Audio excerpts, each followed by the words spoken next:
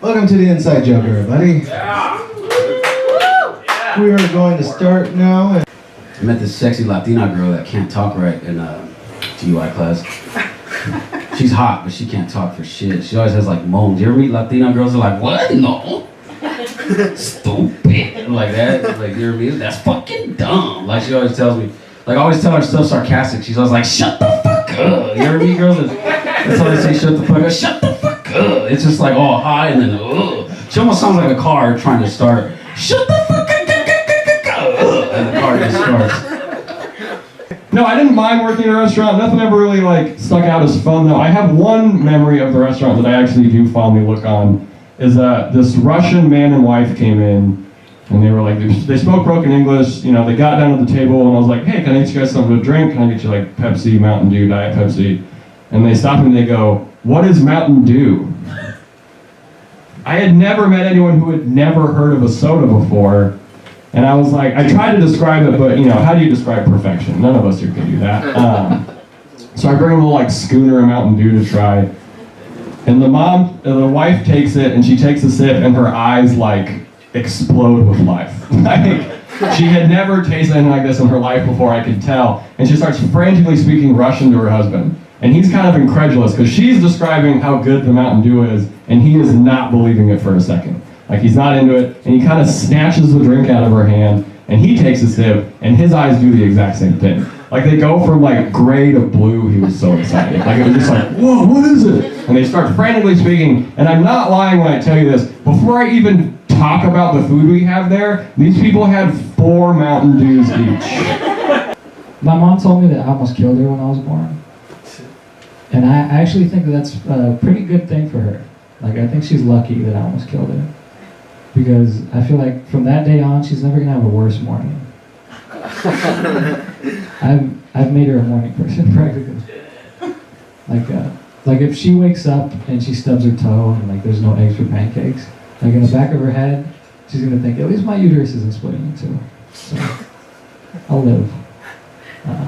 From 3rd to 6th grade, my parents put me as an altar boy. Yes, I hear the little giggle in the back. And I wasn't molested. And I don't know why not. I'm cute, I'm attractive. It's like, why don't the priests notice me? So during lunch, I walk around the quad where the priests were at, and I purposely drop my Bible on the floor, and bend over oh so sensuously, and still they wouldn't pay attention to me. It's like, I want to be a statistic. Going up in San Bernardino, it's nice, you guys. We do have to worry about a lot of other things out there, though. A lot of people with face tattoos out there. A lot of face tattoos. And it's messed up because people judge you based on your face tattoos out in San Bernardino, man. Like I got a buddy who's trying to get a job at Walmart, but he had a teardrop tattoo. So they're just like, man, like during the whole interview process, they're just like, your resume looks good, you got good credentials, everything looks good, man, but you got that teardrop tattoo, man. Yeah, he can't hire you. You need at least 2 teardrop tattoos if you want to work in the San Bernardino Walmart. Now go take that pussy ass 1 teardrop tattoo down at Target. Because I heard they're hiring. You guys like I know it's hard for me to connect in a relationship. I don't know why. I don't know where that comes from. It's hard for me to connect with someone. The most connected I've ever felt to someone was when I was at a bar and a very drunk guy logged into his Uber account through my phone and then never logged out. You know what I mean? So for just weeks, I saw everywhere this man went. You know what I mean? I got to know his work schedule.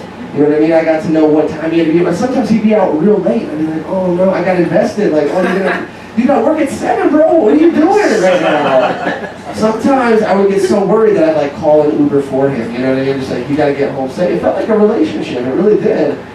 I got very invested, and then one day he just logged out. He's logged out, and I don't know what happened to him. I never got to resolve that. I felt like going through a breakup, if I'm being very honest.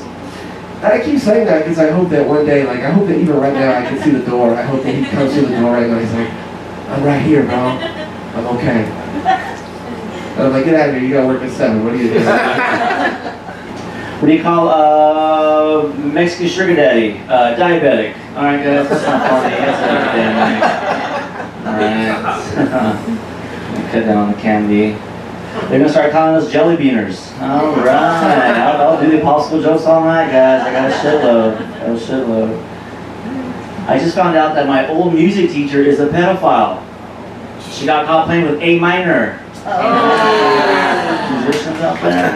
Hey, music teacher?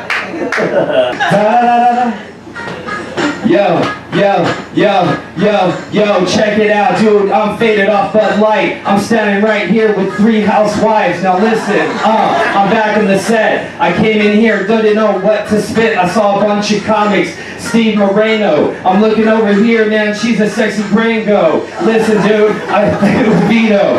Motherfucker, look at me. I'm just a chino. I'm not high. I just look this way. I know you probably think I'm gay, but that's okay. I'm not Gundam style. I'm out here, homie, about to kick a freestyle. Holy black dude up in the back. When I walked in, homeboy was taking a nap, but that's alright. We just getting it in. We right here about to spit it for all of my friends.